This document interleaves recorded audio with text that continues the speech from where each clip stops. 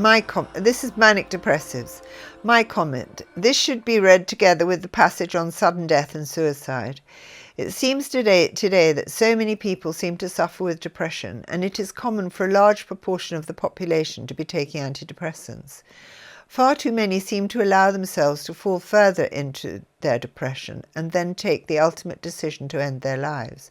So much so that it is common talk of suicide today, and yet no one knows what it truly means.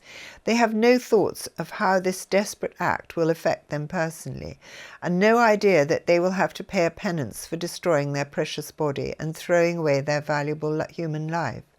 Nor have they considered the devastation they will hurl into the lives of their loved ones, or the people who have to deal with their remains. An illustration of this would be a story told to me by a patient who worked as an undertaker. It was his job to go and collect bodies of those who had died and bring them back to the funeral parlour. To collect an old person who had died naturally was not so sad. But terrible car accidents, or having to go to collect the body of a teenage girl who had killed herself in the garden of her family home, and to have to walk past her parents who were in such a state of shock and extreme sorrow and devastation, was something he said he would always find hard to bear, and that such experiences lived with him and took a long, long time to process and push to the back of his mind. So this is a dictation from February 1976.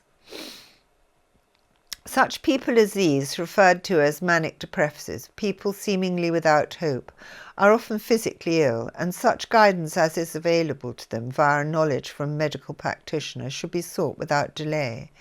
Different imbalances in the metabolism, dysfunction of the heart, and terrible puberties and menstrual cycles are among the causes of these depressions.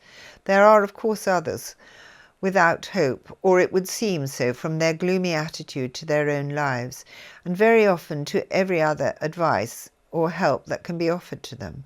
What can be done for such people whose lives are so seemingly pointless, so sad, so desperate, that they turn in their despair to drugs, alcohol, or even death as an escape from their intolerable situation?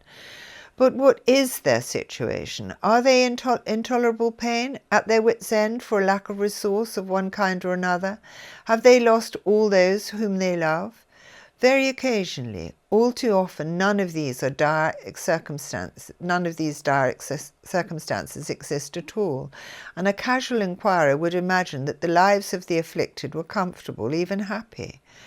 What then is the answer for such people who become depressed and often suicidal? Most of such people have no faith in any God or divine guidance, and if they did, would expect the kind of God they worship to come down to them like a fairy godmother on her visit to Cinderella of nursery rhyme fame, bearing gifts and a solution to their problems. That is the key to the characters of such people. They look always for a solution to their apparent problems to come to them without any effort whatsoever from themselves. The solution to depression, boredom, and the problems that everyone faces in life must be found within and not without. Guidance is always at hand for those that seek it in meditation or visit to a tranquil place where one can consider one's problems and work out a plan for solving them. Until such people can learn to lift up their own spirits, to look upwards and outwards, to occupy their days usefully, to cast their minds over their own lives and go forward with purpose and deliberation, they will never find any solution to all their often self-inflicted problems. In the end, it's always the eager, energetic, purposeful people who find success in their lives, and when their efforts fail, learn from their mistakes and rise up again with optimism and determination. They succeed in the end and are better for their failures, looking on them as part of life's rich pattern and a learning process. And with their happy attitude to life and its vicissitudes, they spread joy and inspiration to those around them. My comment: I've found great solace in the different types of yoga, not only in yoga as a complete way of maintaining the health of the body, but it also lifts the spirits. Even more of a benefit are the friends that I have met through it and the lovely holidays I've had on yoga retreats. For those who do not think they would be interested in yoga, there are many other Eastern exercise methods where the same physical and social benefits can be found. If the above do not appeal, there are numerous other pastimes that bring one into the path of others, and some sort of interest that gives a purpose and a new joy in life and new friends. In fact, a brief look at some of the practices of the people in the Eastern countries could be easily and cheaply taken up by people in the West, many of whom spend far too much time looking at their mobile phones, endless murders on the television, and sitting in offices looking at computer screens. It's common practice for many Oriental people to get up early in the morning and join their neighbours in the street for half an hour or so practicing their Tai Chi. I've heard that in many offices in Japan they also practice something similar. So before they start work for the day, they follow a Tai Chi sort of workout and then sit down at their desks. All these Eastern practices affect the brain and the mood, making one feel more positive and calmer. Perhaps if something like this was taken up in the West, there would be less stress in the office. People meet in cafes and sit together listening to a professional storyteller, or they write and read poetry to each other. While I lived in Singapore, I often saw traditional theatre companies setting up outside to put on a performance. Some of these were very long, but the audience were familiar with them, brought their own chairs and came and went as it pleased them. Admittedly, the weather is a lot warmer in Singapore, but perhaps more outdoor theatre could be done in the warmer months. Here also it should be cheaper, and it could be set up in a car park or a field, or a park in some of the pedestrian-only streets to try and get people together more. We have a wonderful little art centre in a small town near me, and I noticed that they hold weekly meditation sessions. A friend of mine attends regularly in her local area and has obtained huge benefit from it. The Irish hold regular Ceilidh nights. People come and sing or recite poetry and sing together.